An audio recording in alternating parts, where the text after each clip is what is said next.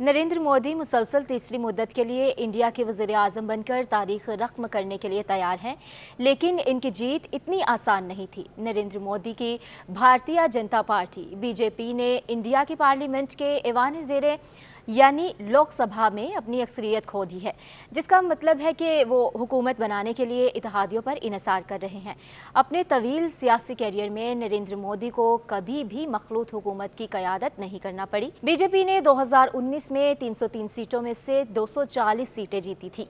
Congress party की क़यादत में हस्बे इख्तलाफ की जमातों ने इंडिया नामी एक ग्रुप के तौर पर मिलकर इंतखाब लड़ा। उन्होंने तवक्को से कहीं बेहतर कारकर्दगी का मुजाहरा किया और 232 नशिस्तें हासिल की, लेकिन हालिया इंतखाबात में कई ऐसे गैर मुतवक्के नताइज भी सामने आए हैं जिन्होंने न सिर्फ बीजेपी और अपोजिशन को चौंका दिया बल्कि अवाम को भी हैरान कर दिया। एक हैरत अंगेज नतीजा इस वक्त सामने आया जब खालिस्तान तहरीक के हिमायती और जेल में बंद एक रहनुमा ने पंजाब में खदौर साहब की नशिस्त बड़े मार्जिन से जीत ली। अमृतपाल सिंह अपने हलके से तकरीबन 2700 किलोमीटर दूर दहशतगर्दी की दफात के तहत जेल में कैद हैं। उन्होंने इंतखाबात के दौरान जेल से बाहर कदम नहीं रखा, लेकिन फिर भी फैसलाकुन तौर पर कांग्रेस के कबीर सिंह ज़ेरा को तकरीबन 2 लाख वोटों से शिकस्त दी। इनका इंतखाबी वादा पंजाब में मनशियात के इस्तेमाल से लड़ना, साबिक सिख रहनुमाओं को जेल से रिहा करना है और सिखों की शनाख्त का तहफ़्फ़ुज़ देना था। आज़ाद उम्मीदवार के तौर पर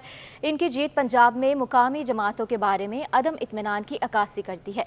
आज़ाद उम्मीदवार अब्दुल रशीद शेख ने कश्मीर के 2 बड़े रहनुमाओं, इंडिया के ज़ेर इंतज़ाम कश्मीर के साबिक वज़ीर आला उमर अब्दुल्ला और पीपल्स कॉन्फ्रेंस के सजाद गनी लोन को 2 लाख से ज़्यादा वोटों से शिकस्त दी। 57 वर्ष के सियासतदान सन 2019 से दिल्ली के तहाड़ जेल में कैद है, जब एक कौमी तहकीकाती एजेंसी ने इन पर गैर कानूनी सरगर्मियों में मुलविस होने के इल्ज़ामात के तहत फ़र्द जुर्म आयद की थी।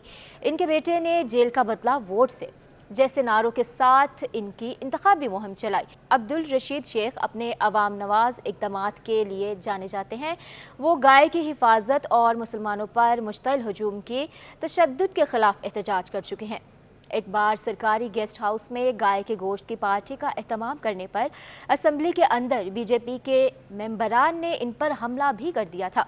कांग्रेस के उम्मीदवार केशवरी लाल शर्मा ने उत्तर प्रदेश के इलाके में अमेठी में वजीर और बीजेपी के उम्मीदवार सिमरती ईरानी को 1,67,000 वोटों से शिकस्त दी। ये सीट गांधी खानदान के लिए महफूज समझी जाती थी, लेकिन सिमरती ईरानी ने सन 2019 में यहाँ पर राहुल गांधी को शिकस्त दी थी। लेकिन इस इंतखाब में कांग्रेस ने अपने दीरीना वफादार केशवरी शर्मा को मैदान में उतारा। केशवरी शर्मा ने सन 1999 में सोनिया गांधी की पहली इंतखाबी जीत में कुलीदी किरदार अदा किया था। बहुत से मुबस्सिरीन ने सिमरती ईरानी के लिए इस इलेक्शन को काफ़ी आसान करार दिया था, लेकिन केशवरी शर्मा की जीत ने शायद सिमरती के सियासी मुस्तकबिल पर सवाल खड़ा कर दिया है।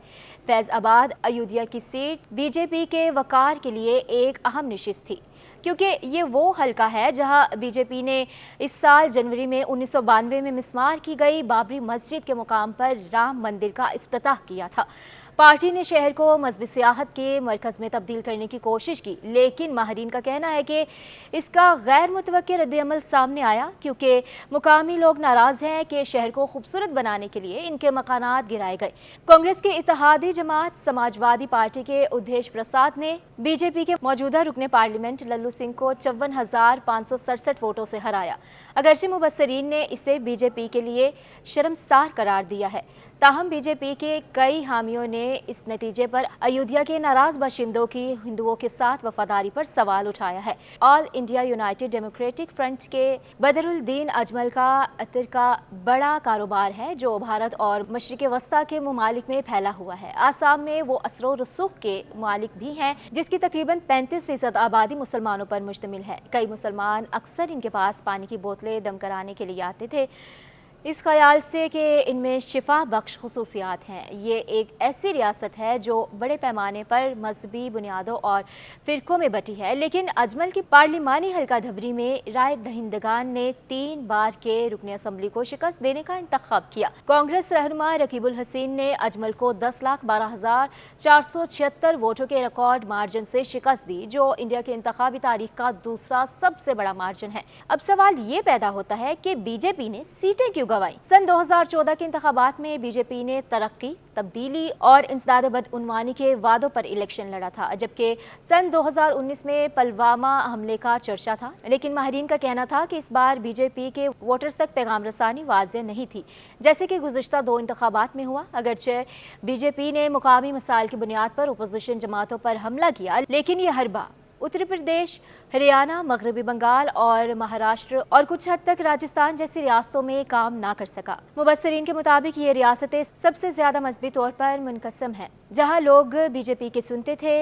वज़ीर आज़म नरेंद्र मोदी ने तकसीम दर तकसीम की कोशिश की, लेकिन इस बार वो कामयाब नहीं हुए। फैज़ाबाद, अयोध्या जैसी जगहों पर लोगों ने इन्हें शिकस्त दे दी, क्योंकि उन्होंने कहा कि मंदिर बनने से बाहर के लोगों को फ़ायदा हुआ, लेकिन मुकामी लोगों को इससे कुछ हासिल नहीं हुआ। अपोजिशन कांग्रेस ने इलाकाई पार्टियों जैसे कि उत्तर प्रदेश में समाजवादी पार्टी, महाराष्ट्र में शिवसेना के एक ग्रोह राष्ट्रीय जनता दल के साथ इत्तेहाद किया। अपोजिशन ने गरीब खवातीन और बेरोजगार नौजवानों में नकद रकम की तकसीम और लाखों लोगों के लिए नौकरी जैसे स्कीमों का वादा भी किया। ये इक़दामात वोटर्स में मकबूल हुए, क्योंकि भारत इस वक्त अपनी तारीख की बदतरीन बेरोजगारी के दौर से गुजर रहा है। इन वादों ने अपोजिशन के हक में काम किया। नरेंद्र मोदी ने गुज़िश्ता इंतखाबात में करोड़ों नौकरियों का वादा किया था, लेकिन जब वो लोगों की तवक्कात पर पूरा उतरने में नाकाम रहे तो उन्होंने फ़ौज में 4 साल की मुख्तसर मुद्दत के लिए नौकरियाँ निकाली, जिससे उत्तर प्रदेश, हरियाणा जैसी रियासतों में नौजवान मायूस थे, क्योंकि इन जगहों पर सरकारी मुलाजमतों की तरजीह दी जाती है। बेरोजगारी और महंगाई के साथ साथ मुकामी मसाइल ने भी बीजेपी को रोकने में अहम किरदार अदा किया। मिसाल के तौर पर हरियाणा में लोग फौज की भर्ती के अमल में तब्दीली, बेरोजगारी, किसानों की परेशानी या रिजर्वेशन की वजह से नाराज़ थे। महाराष्ट्र में मराठा नाराज़ थे, क्योंकि वो नरेंद्र मोदी हुकूमत के ज़रिए दूसरी ज़ातों को अहमियत देने के अमल को खुद के लिए नुकसानदेह समझते थे। मुबस्सिरीन के मुताबिक मुख्तसर तौर पर यह ज़ात पात और देही बदअमनी थी जिसने मोदी हुकूमत को नुकसान पहुँचाया।